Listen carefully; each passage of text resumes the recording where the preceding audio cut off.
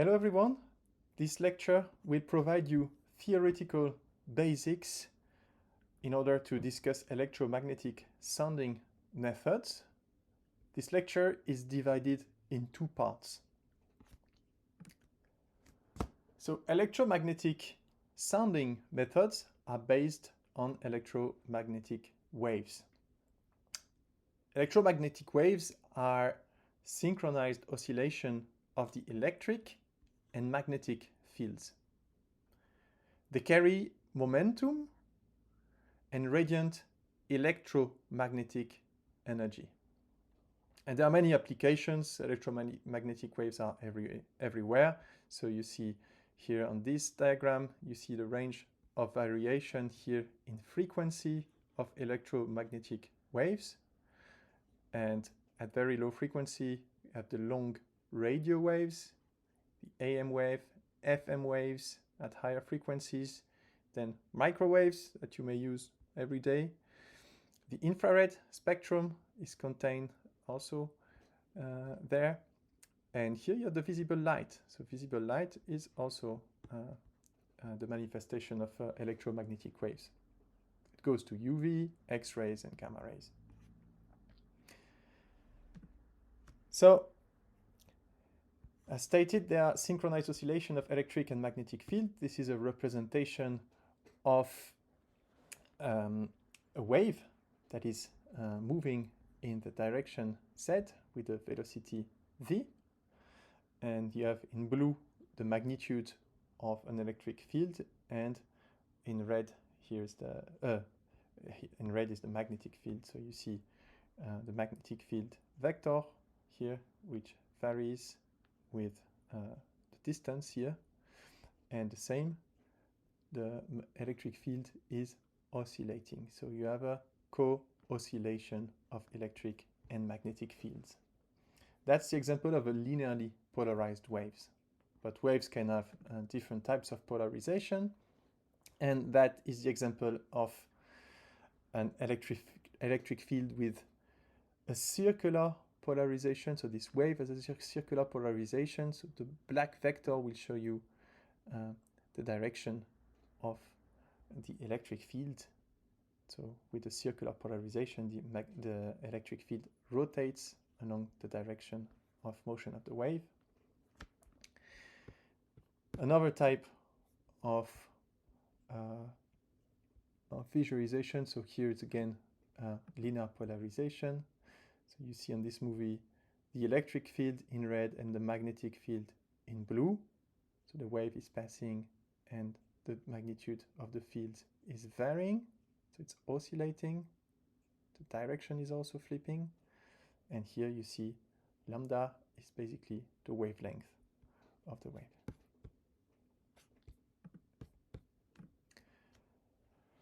So prior to this, we've discussed about seismic waves, and it should be stated that electromagnetic waves are fundamentally different from acoustic and seismic waves. So acoustic and seismic waves are mechanical vibration, and they can't travel in vacuum. Electromagnetic waves, they are variations of electric and magnetic field, and these, so they are not mechanical vibration, they do travel in vacuum, and this has a fundamental importance because, of course, these waves can travel through space. So you can use it for communication in space, and light is coming through space, and so electromagnetic waves are fundamentally different than seismic waves, and they do travel through space. So in order to discuss in more details about the coupling between electric and magnetic fields, we need to bring back some memories from calculus. So the electric and the magnetic fields, they are both 3D vector fields. And what will be done with electromagnetic sounding, what will be done is that the components of these vectors will be measured in time and space. And we will try to use this information to infer something about the structure of the subsurface. So that's E, the vector field, that is the electric field. It will be noted with the bold font E character. This means it's a vector field that contains three components, Ex, Ey, Ez. Same for the magnetic field, so that's a vector B, but we represent it with the bold font B, Bx, By, Pz. So the question is, what is a field? So a field is a representation of a physical quantity that varies in space and time. There are scalar fields, vector fields, and tensor fields. For the time being, we will mostly discuss scalar fields and vector fields. So one example of scalar field in what we've been discussing last week already is the electrical potential V. It is basically a function of x, y, z, and time. So that's a scalar function that can be evaluated at any point in space, and it has a value. On this diagram, it was represented by the equipotential lines. So these were the dotted lines here.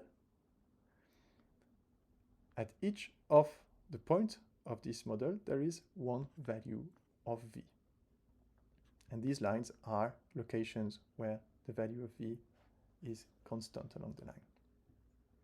So there's one value at each point, but the value can vary with space and time. For a scalar field, there's no information on the direction nor on the orientation. It's just a magnitude. There's no direction.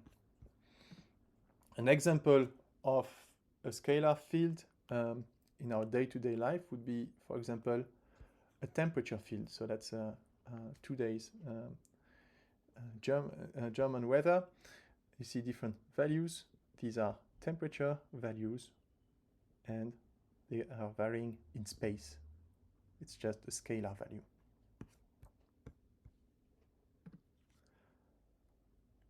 Another type of field is the vector field, and the electric field is a vector field, so that's how it's been written. Basically, it means that each of the components, Ex, Ey, Ez, are functions of x, y, z, and time. So the three components are held at each point in space. There are three components, and they can vary. So the vector field holds an information on the direction and the magnitude. So if we go back to the sketch of last week, we had this 3D block, and you see the lines here are the current lines. It's basically a representation of the electric field. So you see traveling this way, and on this line there is an indication of the direction of current flow.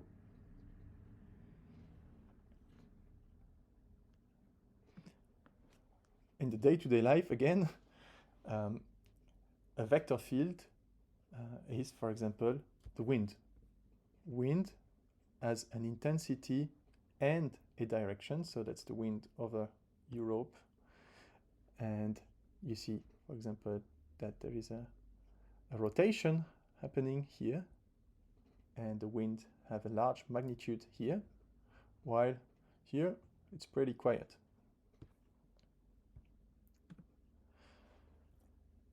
So there are variations in the field, and we need to quantify these variations. And for this, there is the operator nabla, and it's fundamentally important for the continuation of the lecture. So nabla is written this way. It's a Greek character, and it can be expressed as I d dx j d dy plus k d dx. d dx, d dy, and d dz are partial derivative in each of the Cartesian coordinate system. I, j, and k are the unit vector of the Cartesian base. So I is a vector, 1, 0, 0, j, 0, 1, 0, k, 0, 0, 1. So let's do this operation. And then what we obtain, it's a sum of vector. So ddx is a scalar times a vector, 1, 0, 0, ddy times 0, 1, 0, and ddz times 0, 0, 1. This gives us a vector, ddx, ddy, and ddz. So nabla is a vector.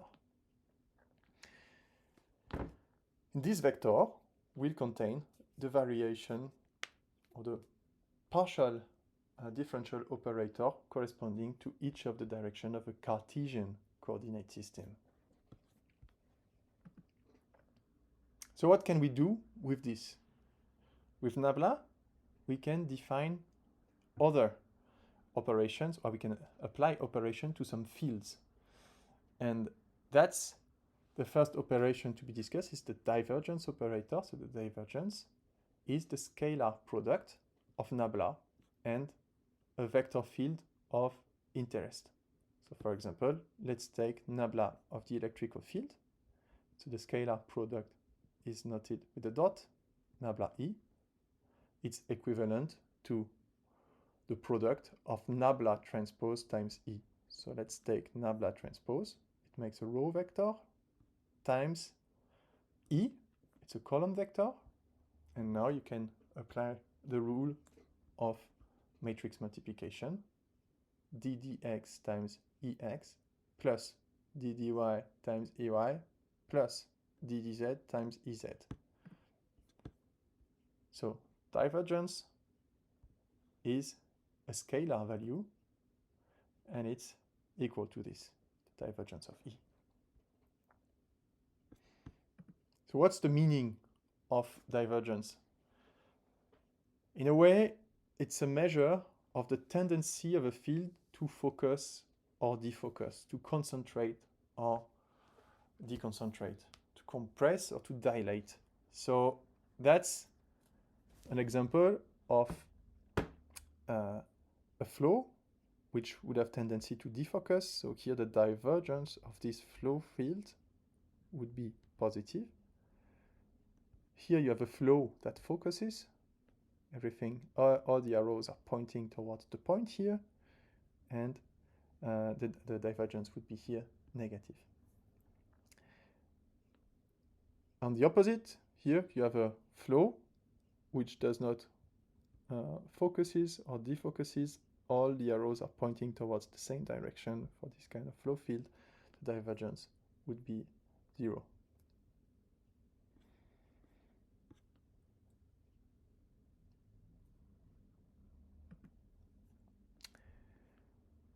So let's go back to the sketch of last week. What you see on this sketch is the electrical field, for example, and you see the lines are being emitted through these lines, and the vectors are pointing away from this. So we are exactly in this case here. So we have a positive divergence of the electrical field at the point of current injection A. On the opposite side, you have the point B, and you see all the arrows are coming to this point. So that's basically this case here. The current is focusing there, and we have a negative divergence of E. At this point here, the lines are more or less parallel, and basically are in this condition here, where there is a very small divergence of the electrical field. It's close to 0. Another important operator now, also constructed out of nabla, is the gradient. So the gradient is the direct product of nabla with the vector of interest. So let's do it again with the electrical field. That's nabla, the vector, times the vector E. Can do the multiplication of these two arrays, two vectors, and you get a vector value out of it. So nabla E is dE dx, dE dy, and dE dz. It is a vector with 3 components. So an example of gradient would be, for example, if you take the gradient of topography, you get the slope. So a gradient field is a vector field which is normal to the original field.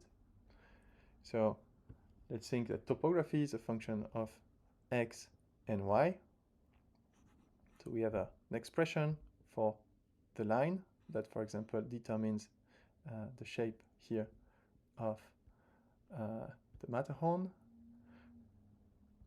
In the case dh dx is 0, the topography is flat. So somewhere here, for example, topography is flat, and the gradient vector would be pointing vertically. In the case where dh dx is huge, for example here, the gradient vector will be tending towards to the horizontal. So that's for the principle. If we go back to the example of last week, then you see the electrical field. So the current line is following the electrical field, and you see the intersection between the potential and this vector here of the electrical field. This is an orthogonal direction. There's 90 degrees. It's because the electric field is minus the gradient of the potential. So it's minus dV dx, dV dy, and dV dz. So the potential line will always be perpendicular to the current direction, because it's a gradient of it. So the last operation, but not the least, is called the curl operator. And the curl operator is the cross product of nabla with the vector of interest. So let's take the cross product of nabla and E. So we take the curl of the electric field. Now, one way to express the curl is to form this difference of two vector products. So you can write the curl as ddy, ddz, ddx times ez, ex, ey minus dz, dx, dy times ey, ez, ex. So there's a permutation involved here. I will not go into the details of this, but you can do the algebra here, and you will obtain the expression of the curl. And again, the curl here will have 3 components. So it will be a vector value.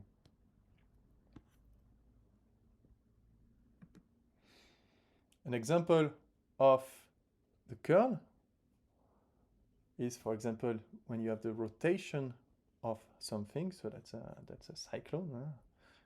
You see the eye of the cyclone here, and that would be a velocity field. So in the xy plane, it rotates in the flat in the xy plane. And if you take the curl of this velocity field, you will obtain a vector pointing down in z and does not vary in the xy field. So this flow has a constant curl in x and y.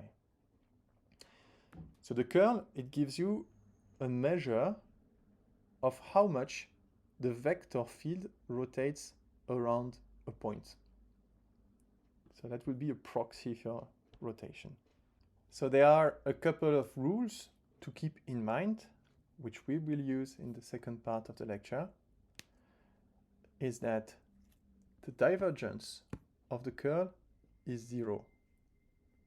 So if we take the curl of the electrical field and then we apply the divergence operator, so nabla dot this vector here, it will be equal to a scalar value of 0. A second rule to keep in mind is that the curl of the gradient is the 0 vector. So if we compute the gradient of the electrical field and we apply the curl operator to it, you obtain a vector of zeros. These are two rules. So that's the summary of the first part of the lecture. We discussed about fields, scalars, vectors, and tensor fields. The nabla operator is used to quantify the spatial variations of these fields. We have the operators for divergence, gradient, and curls, which are constructed all out of nabla. The divergence can be used to study the focusing and defocusing of a flow field. So that's a scalar value. The gradient, it will give you a field with a normal direction. It's a vector field because it has a direction and a magnitude. The curl is also a vector field with direction and magnitude, and it will be a measure of the rotation or the variations of rotation of a flow field.